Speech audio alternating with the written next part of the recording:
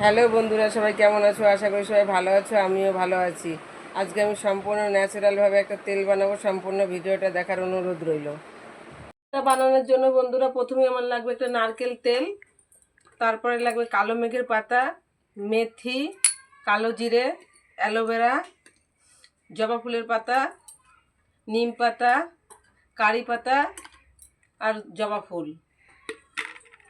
বন্ধুরা আমি তেলটা দিয়ে দিচ্ছি। এই তেলটা দিলে হলো গিয়ে চুলটা অনেকটা পড়া কমে যাবে, চুল গজাবে।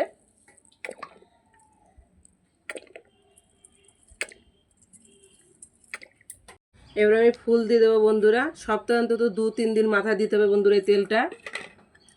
তারপরে আমি নিম পাতাটাও দিয়ে দেবো, কারি পাতাটাও দিয়ে দেবো, জবা ফুলের পাতাটাও দিয়ে দেবো, অ্যালোভেরাও দিয়ে দেবো, কালো জিরে দিয়ে দেবো, মেথি দিয়ে দেবো, কালো মেঘের পাতা দেবো। এবার আমি গ্যাসে এটাকে জাল করে নেবো পুরো।